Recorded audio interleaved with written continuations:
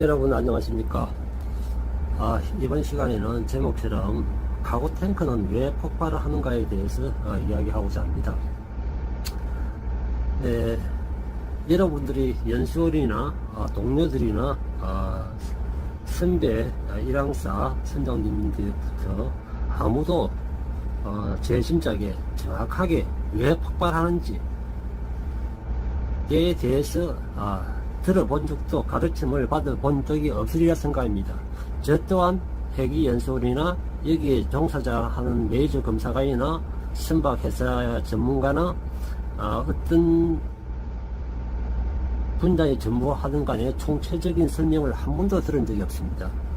그렇기 때문에 여러분들도 저와 같이 옛날에 제가 알던 것처럼 당연히 가구 탱크 안에서 스파크에 의해서 폭발한다, 여기까지만 알고 있는 게 전부라고 생각됩니다. 그러면 먼저 우리가 어떤 요소가 폭발을 하게 되면 무엇이 있어야 되겠습니까? 화재의 3요소인 기화가스, 그리고 산소, 그리고 정전기가 있어야지만 폭발이 가능해집니다.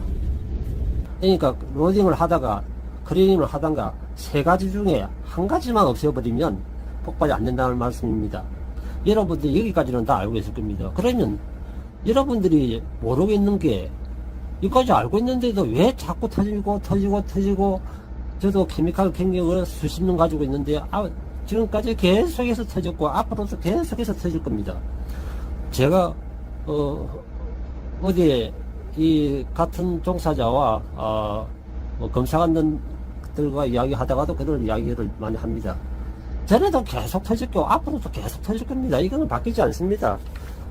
원천적으로 방지할 대책을 해놓고 강제적으로 실시해야지만 되지, 규정만 만들어 놓고 사무실에서는 테이프 가지고 이래라 저래라 다 하고 배는 자체적으로 하게 놔두고 이런 식의 시스템은 절대로 영원히 앞으로 이런 것은 없어지지 않습니다. 그래서 제가 제 나름대로의 문헌도 찾아보고 또 저도 웬만큼의 경력을 가지고 있는 사람이다 보니까 여기에 대해서 제가 설명을 해보자 합니다. 그러면 정전기가 어디서 오는가부터 알아야 되겠습니다. 자, 정전기는 무엇입니까? 전기인데 머물러 있는 전기를 정전기라 합니다.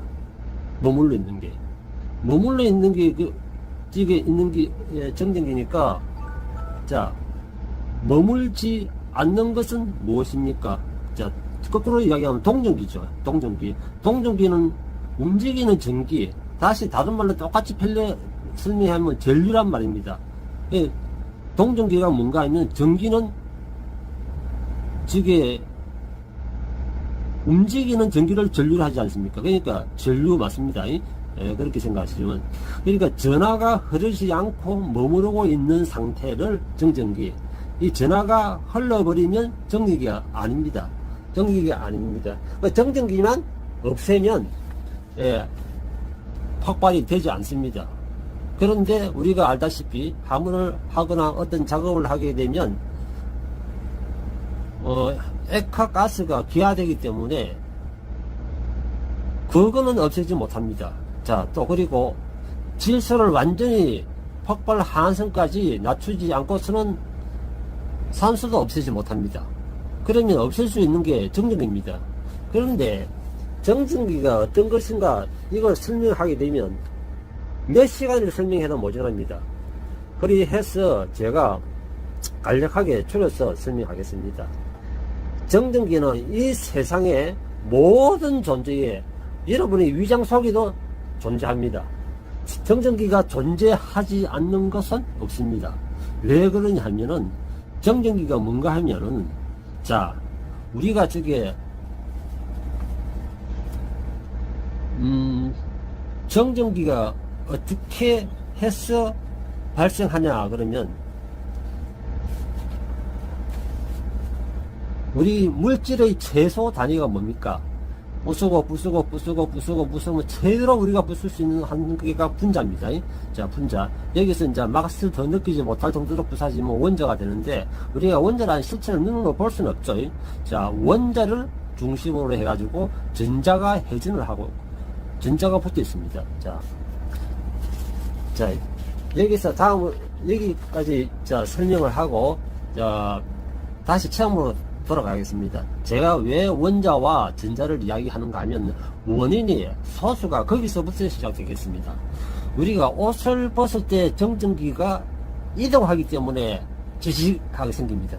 정전기가 없다 그러면 옷을 벗을 때에 겨울철에 특히 습도가 약할 때에, 습도가 많을 때는 잘 안 생기죠. 전기라는 놈은 습기가 있으면 그쪽으로 가서 샘이 들어버리죠. 지가 움직이기 쉬울 것으로. 그렇기 때문에 정전기가 축적되어 있으면 옷을 벗을 때가 지지직거리고, 실제로서 우리 주위에 생기는 정전기는 아주 무시할 정도로 적기 때문에 우리가 그냥 지나칩니다. 우리가 밥을 먹고 숟가락을 들고 든가, 밥을 입을 넣든가, 밥을 씹든가 할 때도 정전기는 발생합니다. 하는데 우리가 너무 미세하고 눈에 띄지도 않고 그게 실제는 존재하지만 아무 인체에 해도 없기 때문에 우리가 그냥 살아가고 있습니다. 그러면 현 시대에 살아가는 우리 인간들이 어떻게 정전기의 존재를 알 수 있었을까요?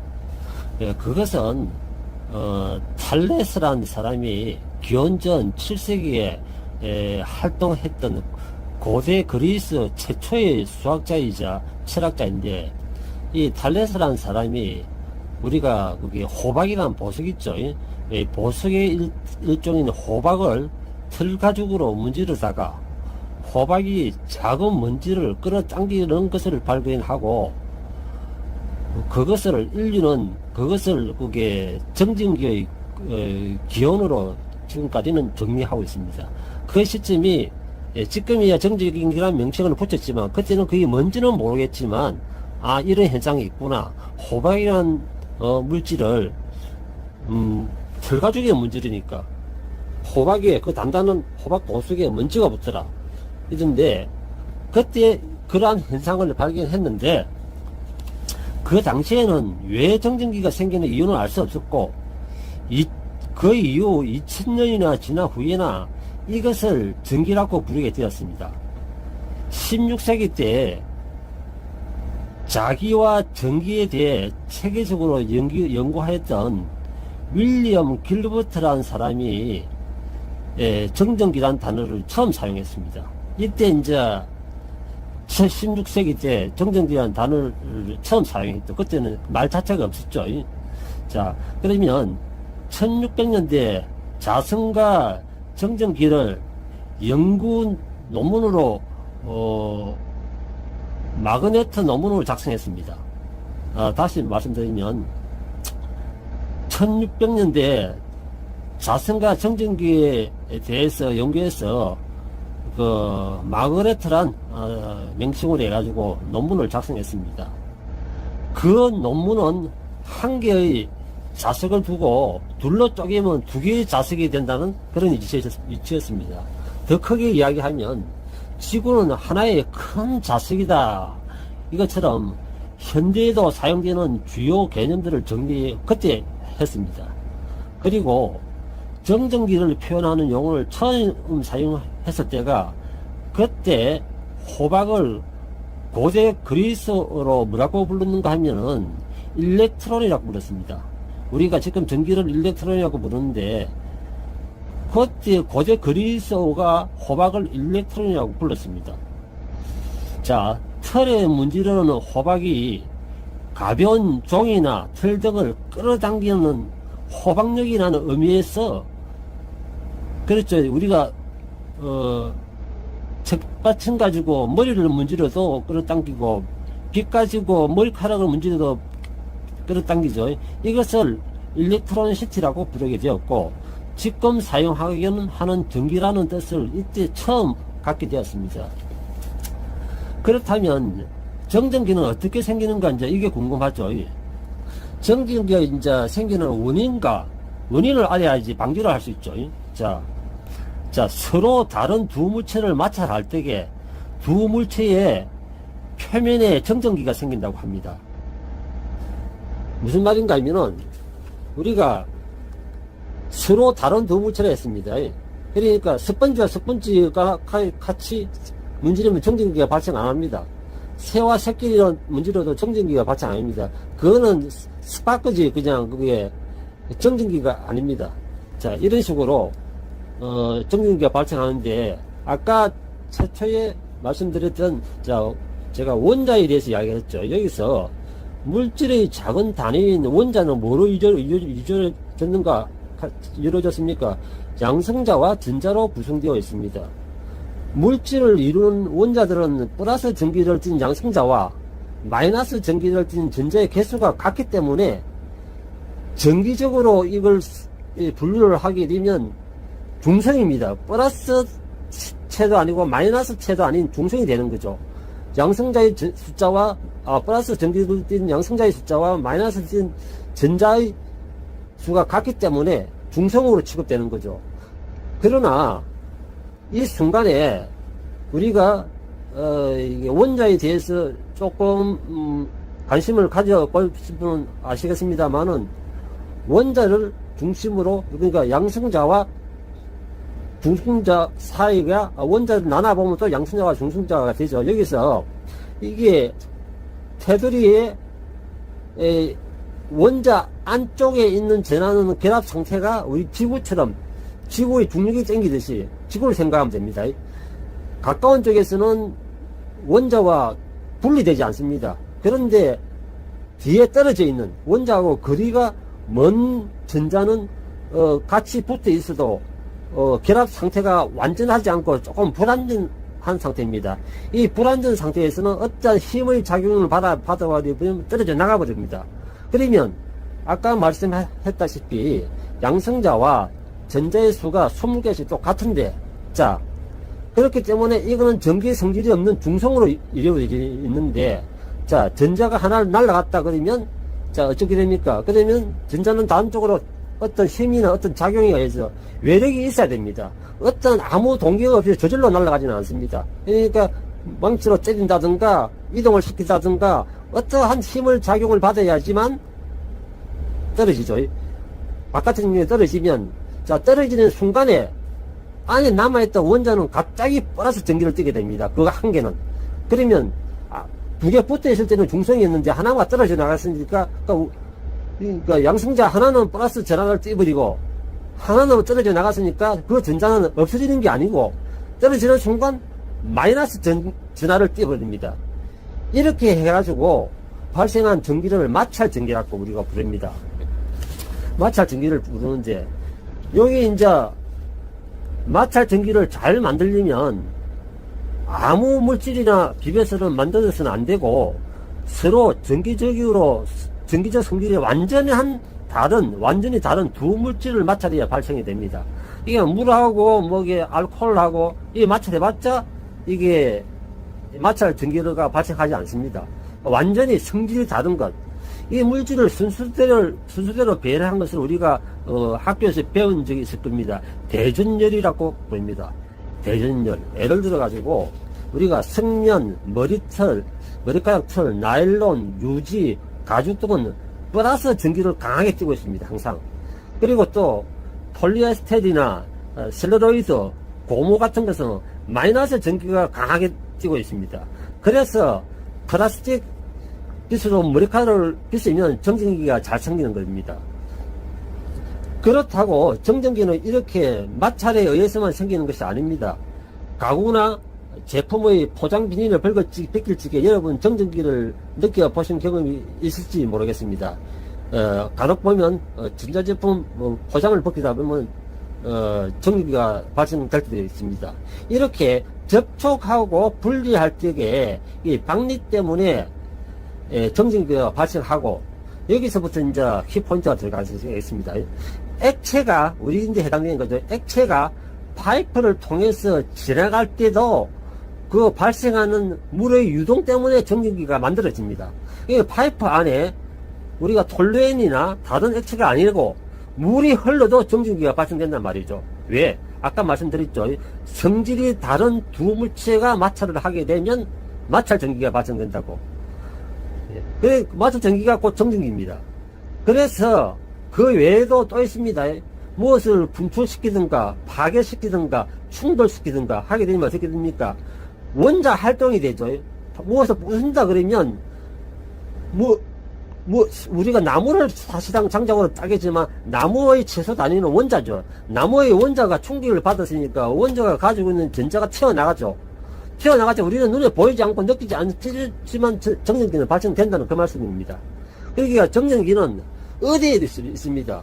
그렇기 때문에 여러분들이 저게 생산 현장에서 저게 벨트로 연결된 컨베어나 슬라이드 베드, 롤러와 같이 반복 마찰이 계속 작업하는 것은 정전기가 쉽게 발생됩니다.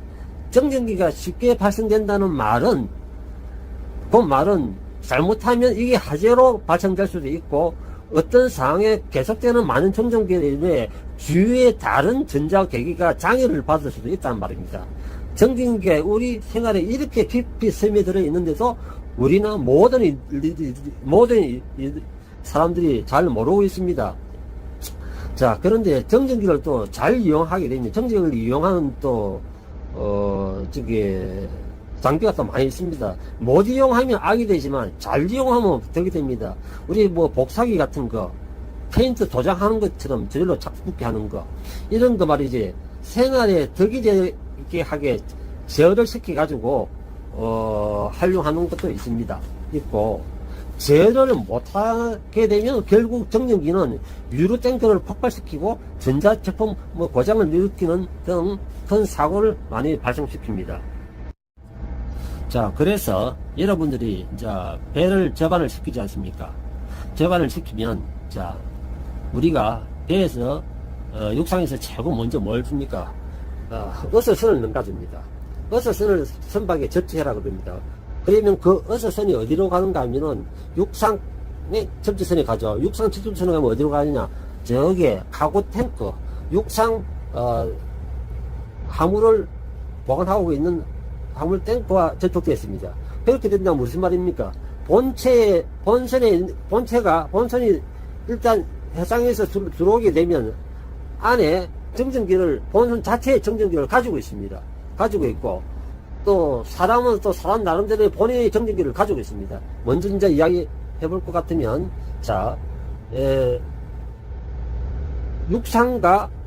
육상 탱크와 본선 카고 탱크가 어서선을 이용해서 접지가 되어 있으면 안에 있던 정전기가 다 빠져가지고 서로 통하는 전류와 형태가 흘러버리고 없습니다. 정전기가 더 이상 아니죠.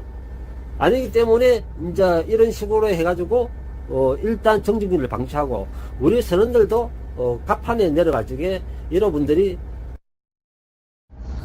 우리 선원들이 갑판에 내려갈 때도 먼저 핸들레일을 잡고 브릿지 윙에서 내려가는데, 토프데크 쪽에서 내려가는데 장갑을 벗고 핸들레일 쪽에 페인트가 없는 부분이 있죠. 몸에 있는 정전기를 빼놨고, 그렇게 그쪽 부분만 페인트를 칠하지 않고 수전으로 해놓은 겁니다.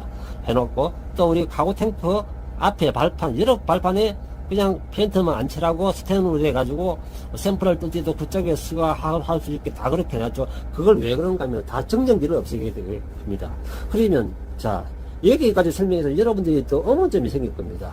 그러면, 어스만 되어 있으면, 그러면 폭발을 안 하는 것이 아니냐? 그런데 왜 폭발을 하냐? 이렇게 질문하는 사람이 있을 수도 있습니다. 있는데, 우리가 다른 탱크에 수리하다가 폭발한 경우가 많습니다. 이런 것은 어떻게 됩니까? 우리가 화재의 3요소 중에 3가지 중에 딱 공평하게 33%씩만 가지고 있으면 딱 폭발하죠. 그런데 한 가지가 확 조금 줄어들었는데도 한 가지가 확 올라가서 폭발합니다. 그게 무슨 말인가 하면, 쉽게 생각해서 여러분 겨울철에 담배 피우신 분들은 알겠습니다.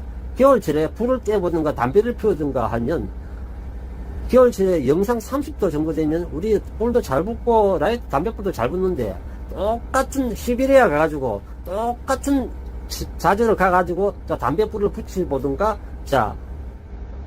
불을 붙여보면 불 붙이기 좀 어렵죠. 기온이 내려가니까. 세 가지를 가지고 있어도 온도가 내려갔기 때문에 다른 조건이 틀려지니까 그런 현상이 일어납니다. 그러면 안에 카고 탱크 안에 여러분들이 어째도 크리닝 하는 데는 처음에는 폭발이 안 됐습니다. 안에 폭발 한계점까지 왔는데 폭발이 안 됐는데 가스도 있고 정전기도 조금 있고 산소도 적당하게 있는데 정전기가 너무 약하다 보니까 폭발이 안 됐습니다. 이런데 카고 탱크 온도를 급격하게 올려주면 어떻게 되는가 하면은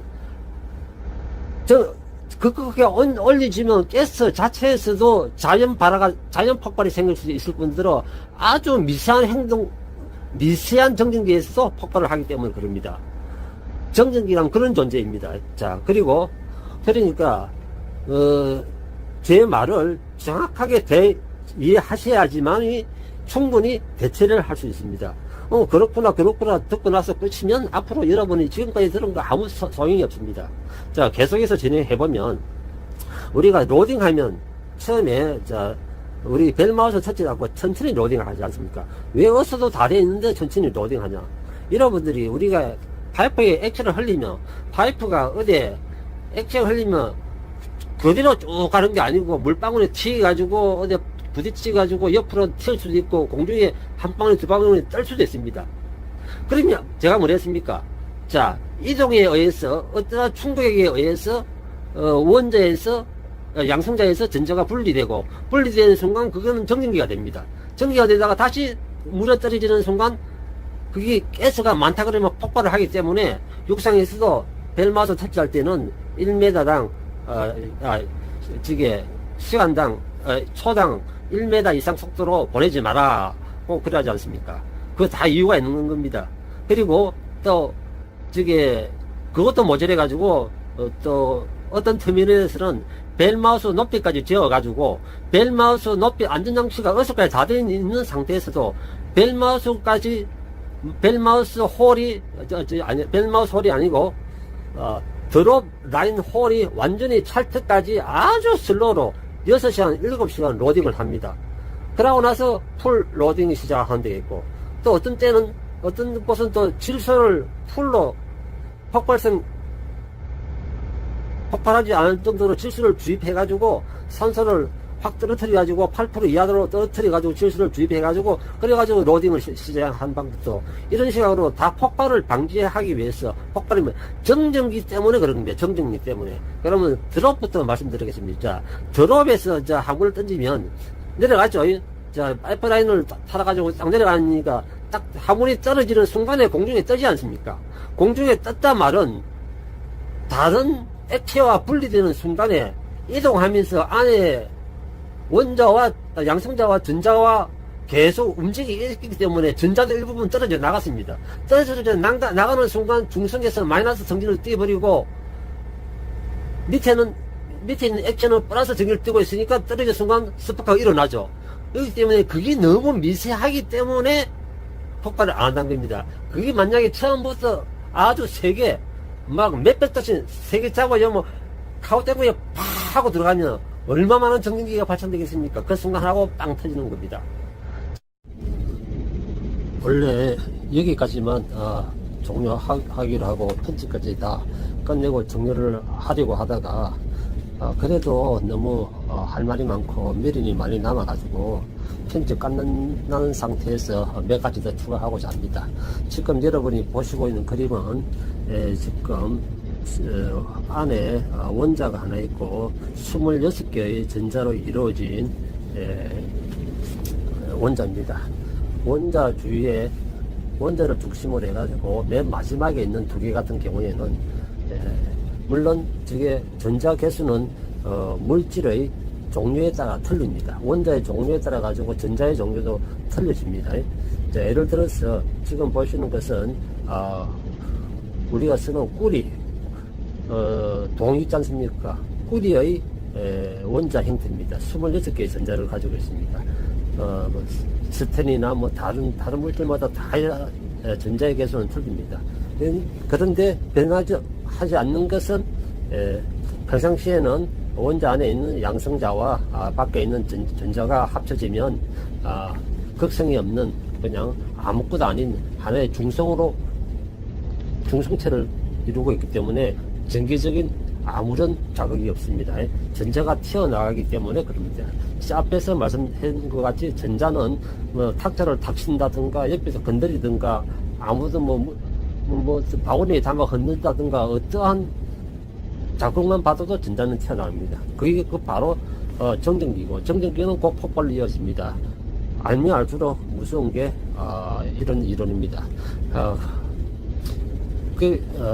더 이상 들어가면 서로가 머리가 아프니 원자와 전자는 여기까지 하고, 여러분 여기까지 했으면 정전기 발생이 왜 되는가는 이제 충분히 알았으니까, 우리가 저기에 메이저 검사관들이 검사하게 되면 접지가 잘 안 됐다고, 파이프와 파이프라인 사이에, 바킹과 바킹 사이에 접지가 다 안 됐다고 지적하죠. 이것도 왜 그렇습니까? 접지가 안 되는 것은 그 안에 정전기를 가지고 있지 않습니까? 그렇죠. 바킹과 바킹 사이에 파이프라인이 하나 들어가 있다 그러면 볼트로 쪼아놨지만 그게 확실치 않으니까, 믿음성이 다 안 가니까 접지를 해가지고 붙여라 이렇게 하기 위해서, 그게 또 이유가 정전기를 방지하기 위해서, 옆 정전기를 바깥쪽으로 빼내기 위해서, 폭발성을 없애기 위해서 하는 행동입니다. 그리고 우리가 이거는 중요한 사항인데, 회사에서 보통 보면 어느 회사 시스템이나 마찬가지입니다. 회사에서 클리닝 전에 벨마우스에 있는 것까지 가스프리 하고 클리닝을 시작하고 요구하지만 자세한 지침은 주지 않습니다. 뭐 애들도 아니고 어떻게 해가지고 어떻게 하지 않기 때문에 대부분의 사람들이 하는 방식은 어떻습니까? 위에서 일단 가스를 어느 정도 빼내고, 그 다음에 여러분 가스는 무조건 공기보다 무겁습니다. 그냥 해적가방만 열면 나가는 게 아닙니다. MSDS를 보면 여러분 보시다시피 가스는 무조건 2배 내지 3배 내지 무겁습니다. 팬을 돌리지 않고는 가스가 안 빠져나갑니다. 그런데 회사에서 자세한 지침을 안 주기 때문에 옛날 하던 방식이 있죠. 여러분 위에서 소방호수 같은 것을 벨마우스 쪽으로 물을 뿌려가지고 안에 카고가 있으면 가스프리가 완전히 안 되기 때문에 펌프를 돌려가지고 빼내는 방법도 있고, 거기 여러분들이 그냥 무심기를 하는 행동이지만 이론적으로 생각하면 물이 카고 소방호수를 떠나가지고 밑에까지 한 10m 정도 탱크 바닥에 떨어지는 순간 벌써 정전기로 만들어져가지고 밑에가 때리는 겁니다. 다행히 가스가 적든가 생기는 정전기 양이 적어서 폭발을 안 한다 뿐이지, 그것도 알고 보면 위험한 짓입니다. 그렇죠? 그리고 또 어느 분들은 바로 한다고 드롭에 해수 샤워 이어가지고 바로 드롭에 물 칼칼칼칼 나와가지고 바로 색전 해라고 하고 있는 방법도, 이 방법도 아까 한 방법과 마찬가지로 다 위험하죠. 공중에 뜨는 순간 정전기를 보유하게 되죠. 자, 여러분 알면 알수록 아무것도 못합니다. 아무것도 못합니다. 그렇다고 제가 이걸 일일이 다 설명하자 그러면 지금도 33분을 설명했는데 한도 끝도 없고, 저도 여기에 전문가도 아니고 해양계 학교를 나온 것도 아니고, 그리고 또 다른 일을 하다가 이런 배를 타가지고 선장까지 하고 있기 때문에 제 나름대로의 규정을 가지고 하기 때문에, 그게 다행히 맞아서 그런가 지금까지 사고는 안 나봤습니다만, 본인이 본인 나름대로의 어떠한 기준점을 가지고 잘 하셔야 될 것 같습니다. 그리고 또 한 가지 또 말씀드리고 싶은 것은, 일항사들이 한 2, 3, 4년 하게 되면 자기들이 무사히 3년, 4년 했으니까 경력도 있고 지금까지 사고를 한 번도 안 났으니까 자만을 하게 됩니다. 자만하는 그 순간은 아주 위험합니다. 왜 자만을 하게 되는가 하면은, 지금까지 해왔는데 내 같은 지식을 가지고 있으면 다 무난하겠다 하는데, 그 외에도 이 배라는 것은 수많은 변수가 있습니다. 수많은 하문, 수많은 변수, 수많은 조건, 항상 그런 게 있는데 그런 걸 생각 안 하고 자만하는 순간 사고가 납니다. 얼마 전에 그런 사고가 한번 난 적도 있었죠. 안에 본인이 탱크 안에 내려가 본다고 내려가는데, 독성가스가 없으니까 자기는 내려가도 괜찮겠다, 그것만 짧게 생각한 거죠. 짧게 생각했기 때문에 내려가지고 독성가스는 없는데 질소에 질식해가 죽었죠. 이와 같이 이거 외에도 무궁무진하게 사고 사례를 보면 밝힐 수 없는 사고는 전부 다 사실상 정전기에 의해서 생기는 건데, 밝힐 수 없는 사고는 무슨 이유 갖다 붙여가지고 다 처리합니다. 밝힐 수 있는 것을 밝히는데 대부분 밝힐 수 없는 사고가 많죠. 배가 통째로 내려앉아 버렸다든가, 이유 없이 작업하고 있는데 이게 폭발해 버렸다든가, 이런 정확하게 이유가 없기 때문에 그러는데, 그런 것은 대부분의 정전기 사고입니다. 여러분, 전문가분들이 또 내보다 더 유능하신 분들이 그렇게 정의를 내리니까 다들 그런가 하고 넘어가겠지만, 제 생각은 그렇다고 합니다. 그래서 저는 저 나름대로 하나의 규정을 두고 있습니다. 제가 승선하고 있는데 일항사가 처음 승선하면 꼭 하지 말 것 딱 몇 가지만 이야기합니다. 카고 탱크는 액체류가 한 방울이라도 보이든가, 아니면 물이 없더라도 냄새가 조금이라도 나면 절대 카고 탱크 안에 못 들어가게 합니다. 또 스팀 사용 시에는 항상 선장 허가하에 사용해라고 저렇게 주의를 시키고 있습니다. 그런데도 선장의 눈을 속이고 본인이 잘못된 실수를 많이 하고자 들어가다가 죄인데 들켜가지고 혼난 토사들이 몇 명 있습니다. 여러분들은 절대 그러지 마십시오. 경험이 많은 선장이 그럴 때는 그만한 이유가 있어서 그럽니다. 여러분, 일이 먼저가 아닙니다. 목숨이 먼저입니다. 그거 욕 먹어도 끝나는 건데, 자기 단순한 짧은 지식 가지고 일하면 안전하겠지, 일 처리되겠지, 그 짧은 선상이 자기 인생을 끝내버리는 수가 있습니다. 자, 그리고 대다수의 일항사들은 하여구 바로 찬 해수로 빠다머신 치죠. 대부분이 안전하다고 생각하는데 99%는 아직도 그렇게 하고 있는 걸로 제가 생각이 됩니다. 정확하게는 이야기할 수 없습니다만은 그 정도 진도에 가는데, 앞에 설명한 것처럼 정전기의 생성 원리를 생각하면 해수가 바다머신을 떠나서 벽에 붙이기 전에 공중에서 벌써 그 정전기 형성이 되어버립니다. 그러면 수많은 전자들이 양성자하고 분리돼서 정전기가 뛰게 되는데, 이 상태에서 벽을 때리게 되면 얕은 스파크는 정전기로 인해 가지고 불꽃이 튑니다. 그게 너무너무 미세하기 때문에 폭발도 안 하고 우리 눈에 보이지도 않기 때문에 그렇지만, 아까 설명한 것처럼 모든 원리를 알고 있으면 확실히 정전기는 생겼고 안에 스파크는 발생을 했습니다. 이와 같이 제가 최단 여러분들인데 성선생활에 케미칼 땡가면들인데 도움을 주고자 약 지금까지 40분 동안 말씀을 드렸는데, 제 경험담과 사고나 모든 것을, 지식과 모든 걸 담아보려고 그러면 너무 방대한 시간도 필요하고, 저도 좀 그렇고 해서 여기까지만 마치고, 다른 종류의 또 성서생활에 필요한 자료가 있으면 유튜브로 올리도록 하겠습니다. 장시간 들어주셔서 대단히 감사합니다. 안전 운항하시고, 무엇보다 잘하려고 하지 말고, 대가선에서는 절대 잘하려고 하지 말고 안전하게 자기 생명을 지키는 게 최고입니다. 여러분 조심하십시오. 좋아요, 구독 부탁드립니다.